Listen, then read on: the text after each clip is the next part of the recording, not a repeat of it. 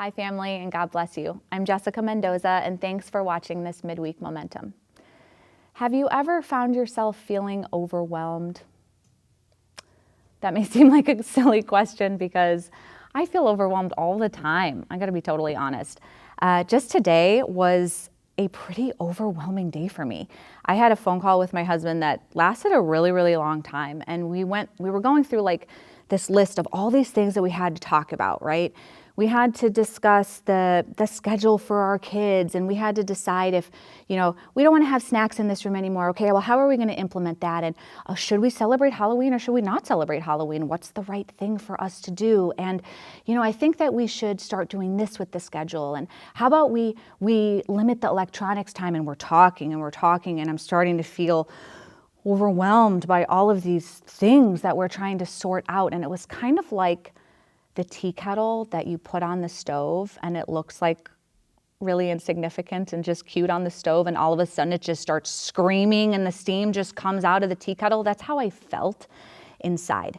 And I had to just, honestly, I had to leave the conversation. I said, I gotta go. I'm feeling really overwhelmed and I have to just deal with this feeling, I'll call you back type of thing.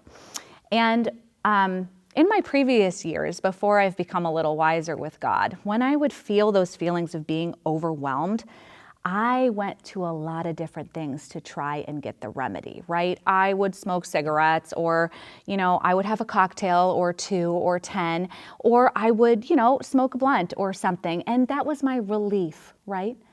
But it turns out that God has a much, much better way for us to come to relief from that overwhelming feeling that we so often feel. I want to look at Psalm 77, okay? So this is something that David wrote, and I want to start here in verse 1. He says, I cried out to God for help. That's a great place to start. Let me tell you. I cried out to God to hear me. When I was in distress, I sought the Lord. Okay, so this is where we're going to start. We're going to cry out to God. We are going to seek Him in our distress, in our overwhelming feeling, and ask Him for help. Now, the verses continue on, okay? And he goes on to just feeling like, I'm not sure where to go from here, God. I've cried out to you, but I don't see the solution. And I'm not sure what you're doing, and kind of just still feeling very overwhelmed. But if we jump down to verse 11, he does something very strategic and specific.